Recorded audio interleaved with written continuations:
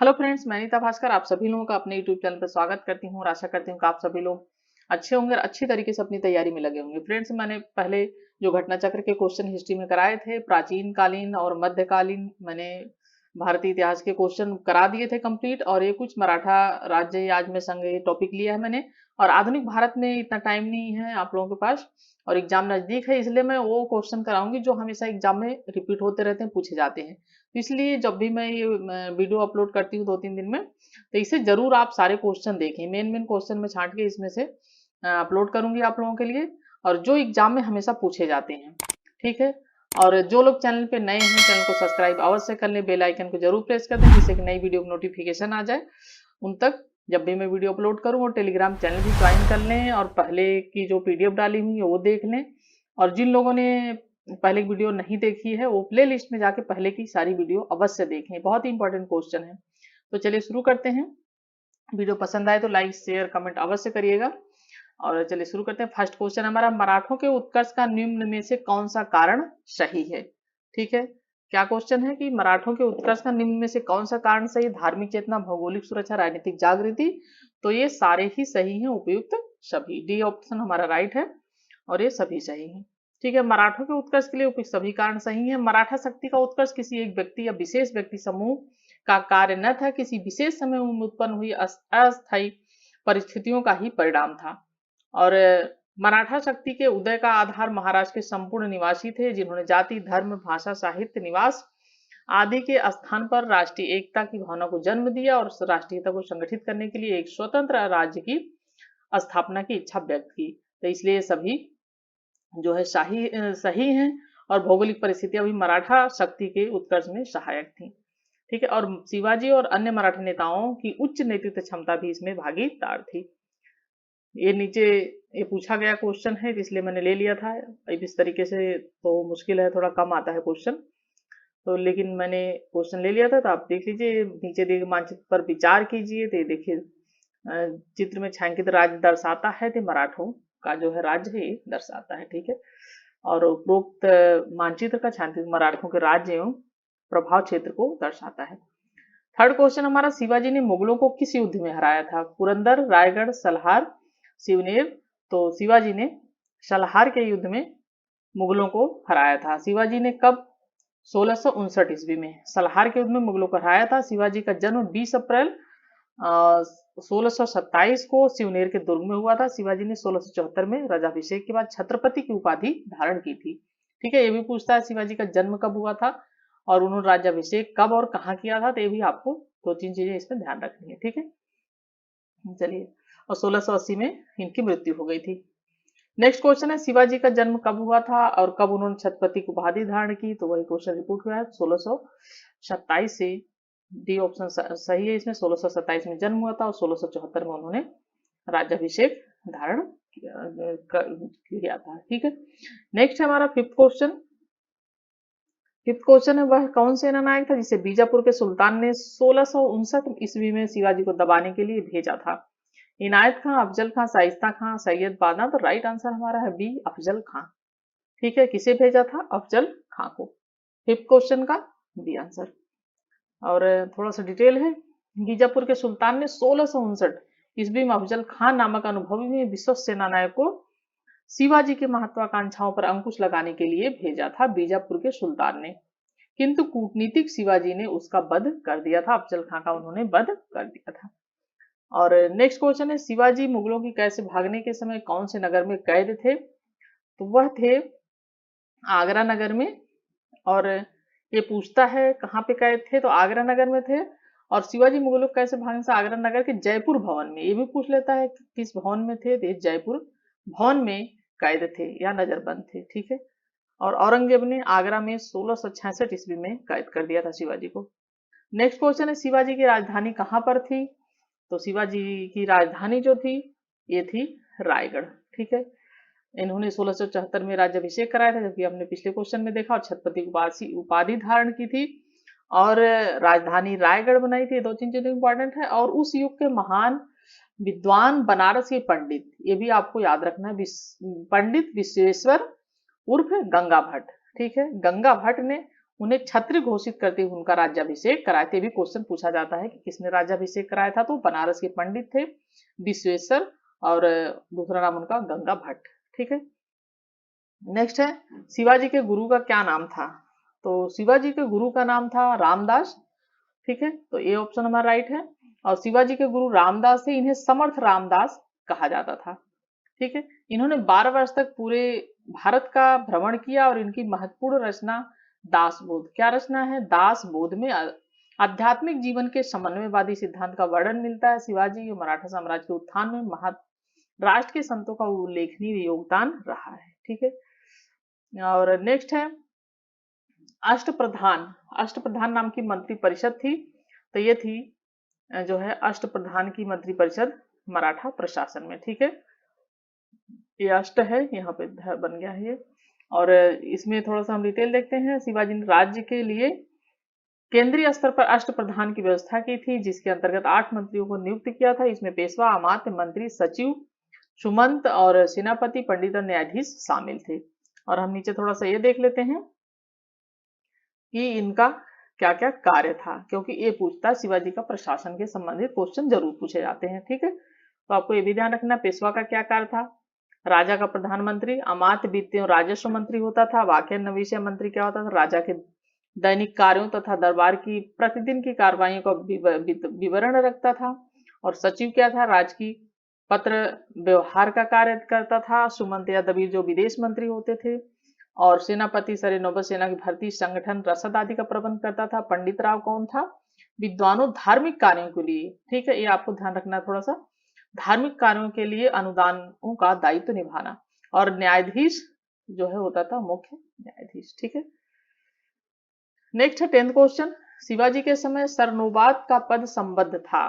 ठीक है, सरनोबात का पद किससे संबंध था, 10th क्वेश्चन का राइट आंसर डी, सैन्य प्रशासन से संबद्ध था सरनोबात का पद। ठीक है, और अगला क्वेश्चन है शिवाजी के अष्टप्रधान का जो सदस्य विदेशी मामलों की देखरेख करता था वह कौन था। 11th क्वेश्चन का हमारा राइट आंसर है डी, सुमंत था। जो विदेशी मामलों की देखरेख करता था उसे क्या कहा जाता था, सुमंत। ठीक है, सुमंत होता था वो। और 12th क्वेश्चन है अष्टप्रधान मंत्री परिषद किसके राज्य प्रबंध में सहायता करती थी। हर्षवर्धन, तो ये तो अष्टप्रधान शिवाजी के राज्य उसमें सहायता करती थी, तो इसमें तो कोई मतलब ही नहीं है। और 13 क्वेश्चन है राज्य के मामले में शिवाजी एक मंत्री परिषद से परामर्श लेते थे, प्रत्येक मंत्री अपने विभाग का स्वतंत्र प्रभार रखता था। इसमें हमें कारण और कथन वाला क्वेश्चन है ये। तो 13 क्वेश्चन का हमारा जो राइट आंसर है वो है सी, ये सही है, लेकिन आर जो है ये गलत है, क्योंकि प्रत्येक मंत्री जो होता था वो शिवाजी के परामर्श से ही कार्य करता था, स्वतंत्र प्रभार नहीं रखता था। ठीक है, तो 13 का हमारा राइट ऑप्शन है सी। और शिवा शासन में शिवाजी की सहायता के लिए 8 बड़े अधिकारी या मंत्री होते थे जिन्हें अष्टप्रधान कहा जाता था, और वे एक मंत्री परिषद की तरह कार्य नहीं करते थे। प्रत्येक मंत्री अपने विभाग का प्रधान था और शिवाजी की इच्छा पर निर्भर करता था।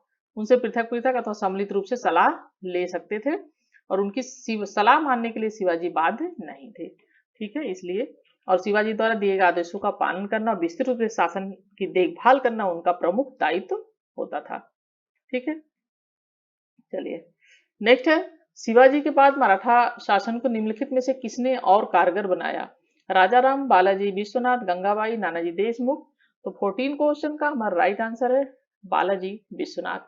बालाजी विश्वनाथ ने जो है मराठा प्रशासन को कारगर बनाया था।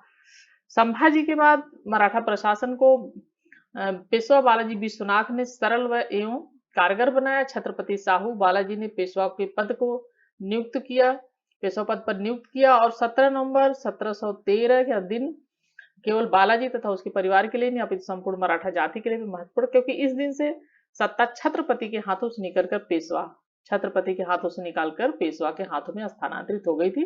जो छत्रपति होते थे वो बाद में फिर पेशवा के नाम दिया गया। और बालाजी विश्वनाथ की सबसे बड़ी उपलब्धि मुगलों तथा मराठों के मध्य एक अस्थायी समझौते की व्यवस्था थी, जिसमें दोनों पक्षों के अधिकारों तथा प्रभाव क्षेत्र की विधिवत व्यवस्था की गई थी। ठीक है, निम्नलिखित को उनके शासनकाल के क्रम में व्यवस्थित कीजिए। बालाजी बाजीराव, बालाजी बाजीराव, बालाजी विश्वनाथ, माधवराव। और इनके जो नाम हैं थोड़ा सा क्रम वाइज आप जरूर देख लीजिएगा। शासन के बारे में इनका क्रम लगाने के लिए दे देता, क्योंकि सबके नाम मिलते जुलते हैं, जैसे बाजीराव हो गया, बालाजी बाजीराव, बालाजी विश्वनाथ, तो इसलिए क्रम पूछ लेता है कब से किसका शासन रहा, तो आपको क्रम जरूर ध्यान रखना है थोड़ा सा, ठीक है। और तो इनका क्रम पूछा है, देखिए। तो 15 क्वेश्चन का हमारा राइट आंसर है सी, ठीक है। पहले बालाजी विश्वनाथ, फिर उसके बाद बाजीराव, फिर उसके बाद बालाजी बाजीराव, फिर माधवराव, इस तरीके से था इनका, ठीक है। इनका शासन देख लीजिए कब से कब था, 1713 से 1720 तक बालाजी विश्वनाथ का शासन था, और उसके बाद 1720 से साहू ने बालाजी विश्वनाथ बड़े पुत्र बाजीराव प्रथम को पेशवा नियुक्त किया था। बाजीराव प्रथम का कार्यकाल 1720 से 40 तक था। उसके बाद बालाजी बाजीराव 1740 में बाजीराव की मृत्यु के पश्चात पेशवा बने थे और 1761 तक पेशवा रहे थे। और माधवराव का शासनकाल 1761 से 1772 है। और 1772 में माधवराव की मृत्यु के पश्चात उसका भाई नारायण राव अपने चाचा रघुनाथ राव, जो पेशवा बनना चाहता था, कि षड्यंत्र का शिकार बन गया था। चलिए 16 क्वेश्चन है, जिनके तो सही कालक्रम रखें, ये भी सही कालक्रम लगाना है। तो 16 क्वेश्चन का हमारा जो है राइट आंसर है बी, ठीक है।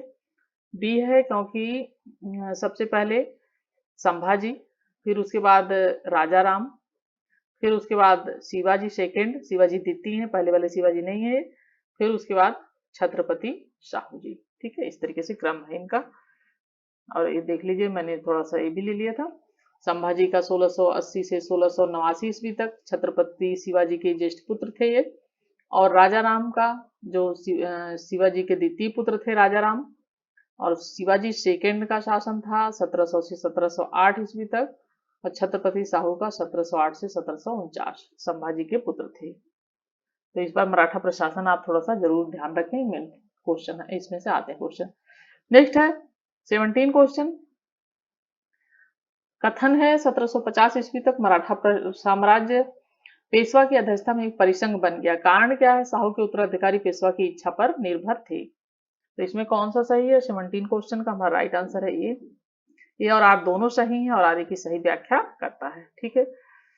1740 में बाजीराव की मृत्यु होने पर साहू ने बालाजी बाजीराव को पेशवा पद पर नियुक्त किया। बालाजी बाजीराव के समय पेशवा पद पैतृक बन गया था, और इससे पूर्व ही शक्ति छत्रपति के हाथों में केंद्रित न रहकर पेशवा के हाथों में आ चुकी थी। और 1750 में ईस्वी में होने वाली संगोला की संधि, ये आपको थोड़ा सा मेन पॉइंट है देना है। संगोला की संधि कब हुई थी? तो ये हुई थी 1750 में, ठीक है। ये आप मेन पॉइंट है, इसमें जरा सा आपको याद रखना है, ये थोड़ा सा आता है क्वेश्चन। संवैधानिक क्रांति द्वारा यह प्रक्रिया पूरी हो गई। इसके पश्चात मराठा छत्रपति केवल नाम मात्र के राजा रह गए थे, महलों के महापौर बन गए थे, यानी नाम मात्र के हो गए थे, और मराठा संगठन का वास्तविक नेता पेशवा बन गया था। अतः कथन दोनों ही सही है, ठीक है। नेक्स्ट है, किसके समय में मराठा राजा नाचीज हो गया था और पेशवा वास्तविक शासक हुआ था? 13 क्वेश्चन का राइट आंसर है बालाजी विश्वनाथ, बालाजी बाजीराव, ठीक है। इसलिए देखिए कितना कंफ्यूजन है इसमें। तो बालाजी बाजीराव के समय में जो है राजा नाचीज हो गया था और पेशवा वास्तविक। नेक्स्ट है 19, औरंगजेब की मृत्यु के समय मराठा नेतृत्व किसके हाथों में था? संभाजी, राजाराम, जीजाबाई, ताराबाई। तो उसकी मृत्यु के पश्चात जो है ये ताराबाई के हाथों में नेतृत्व आ गया था, और ये राजाराम की पत्नी थी ताराबाई, ठीक है।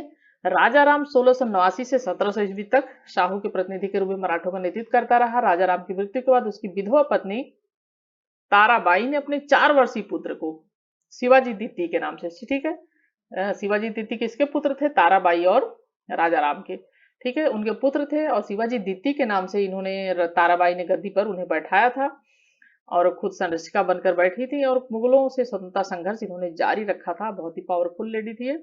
और औरंगजेब की मृत्यु के समय मराठा नेतृत्व ताराबाई के हाथों में ही था, ठीक है। नेक्स्ट है 20 क्वेश्चन। निम्नांकित मराठा देवियों में जिसने 1700 ईस्वी से आगे मुगल साम्राज्य के विरुद्ध संघर्ष किया तो कौन थी? तो जैसा हमने अभी बात की, ताराबाई थी। और इनका जो है अल्प वयस्क पुत्र ये शिवाजी द्वितीय शासक बना था, और राजाराम की पत्नी ताराबाई उसकी संरक्षिका बनी थी, ठीक है। और ताराबाई एक तेजस्वी महिला थी, उन्होंने मुगलों संघर्ष जारी रखा। रायगढ़, सतारा तथा सिंहगढ़ के किले को मुगलों से जीत भी लिया था इन्होंने, ठीक है। कौन कौन से किले जीते थे इन्होंने?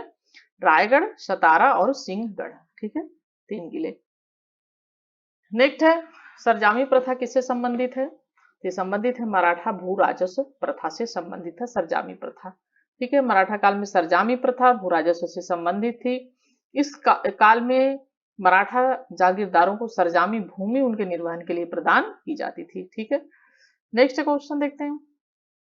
एक इतिहासकार ने पानीपत की तीसरी लड़ाई को स्वयं देखा, वह कौन था? खाफी खान, काशीराज पंडित, दत्ताजी पिंगले, हरचरण दास। तो राइट आंसर हमारा है 22 का बी, काशीराज पंडित थे।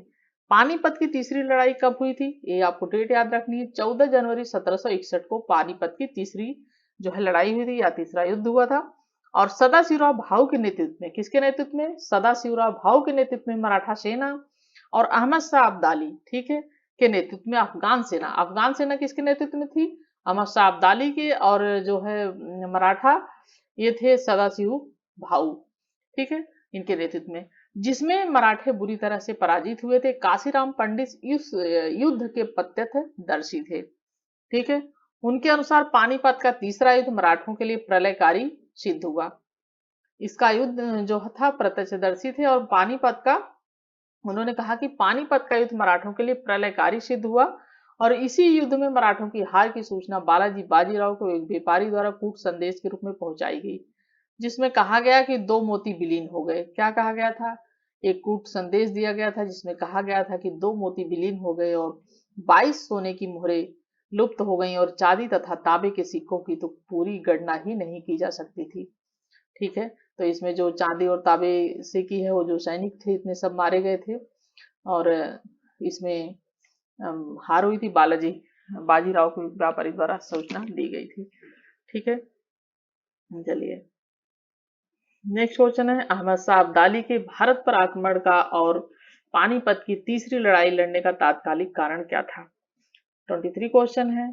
तो तात्कालिक कारण क्या था? वो मराठों द्वारा लाहौर से अपने वायसराय तैमूर शाह के ने निष्कासन का बदला लेना चाहता था। उसे जालंधर के कुंठाग्रस्त राज्यपाल अदीम बेग खान ने पंजाब पर आक्रमण करने के लिए आमंत्रित किया, या वह मुगल प्रशासन को चाहार महल, गुजरात, औरंगाबाद, सियालकोट तथा परसपुर के राजस्व का भुगतान न करने के लिए दंडित करना चाहता था। वह दिल्ली की सीमाओं तक की पंजाब के सभी उपजाऊ मैदानों को जो हड़प कर उनके अपने राज्य में विलय करना चाहता था। तो 23 का हमारा राइट आंसर है ये। वह मराठों द्वारा लाहौर से अपने वायसराय तैमूर शाह के निष्कासन का बदला लेना चाहता था। पानीपत की लड़ाई का तात्कालिक कारण यही था। ठीक है, तैमूर शाह के मराठों लाहौर से इसका बदला लेना चाहता था। नेक्स्ट है, पानीपत के तीसरे युद्ध में निम्न में से किसने मराठों को हराया था? तो मराठों को किसने हराया था? ये भी क्वेश्चन बहुत आता है। अफगानों ने हराया था, जो अहमद शाह अब्दाली के नेतृत्व में थे। और अभी मैंने पिछले क्वेश्चन बता ही दिया था कि ये कब युद्ध हुआ था। तो 14 जनवरी 1761 में हुआ था, अहमद शाह अब्दाली के नेतृत्व में और इनके बीच में। और मराठा सेना सदाशिवराव भाऊ थे, और इसमें मराठे बुरी तरीके से पराजित हुए थे। ठीक है, और नेक्स्ट है, पानीपत का तीसरा युद्ध कब लड़ा गया? तो ये 14 जनवरी 1761 को लड़ा गया। ठीक है, 14 जनवरी 1761 को लड़ा गया ये पानीपत का युद्ध। ठीक है, और नेक्स्ट क्वेश्चन है 26 क्वेश्चन, पानीपत का तीसरा युद्ध लड़ा गया था, किसके किसके बीच लड़ा गया था, इसमें ये पूछा है।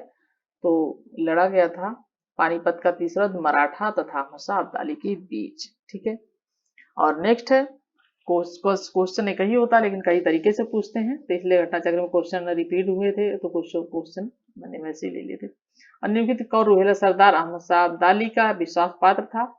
गुलाम कादिर रोहिला, नजीब खान, अली मोहम्मद खान, जो है हफीज रहमत खान। तो हमारा राइट आंसर है बी, नजीब खान। ठीक है, जनवरी 1757 में अहमद शाह अब्दाली दिल्ली में प्रवेश कर गया। उसने मथुरा तथा आगरा तक लूटमार की थी, और अपनी वापसी से पहले अब्दाली भारत में आलमगीर द्वितीय को सम्राट, इमादुल मुल्क को वजीर, रोहिला सरदार नजीबुद्दौला नजीब खान को साम्राज्य का मीर बख्शी और अपना एजेंट बनाकर वापस चला गया था ये नजीबुद्दौला को। ठीक है, मोंडी लिपि का प्रयोग किसके विलेखों में किया जाता था? तो हमारा 28 क्वेश्चन है, लास्ट क्वेश्चन है, मराठों के उसमें प्रयोग किया जाता था मोंडी लिपि का। ठीक है, और आशा करती हूँ कि क्वेश्चन पसंद आए होंगे। 28 क्वेश्चन और वेरी इंपॉर्टेंट क्वेश्चन है, इसे आप अच्छी तरीके से वीडियो को जरूर 1-2 बार देख लें, और नोट कर लें चीज़ें जो इसमें इंपॉर्टेंट लगती हैं आपको, और लिख लें अगर जो चीज़ याद नहीं हो पा रही है, क्योंकि बहुत ही अच्छे क्वेश्चन हैं। और आशा करती हूँ वीडियो पसंद आई होगी, तो लाइक ज़रूर करेंगे। Thank you friends, thank you for watching video.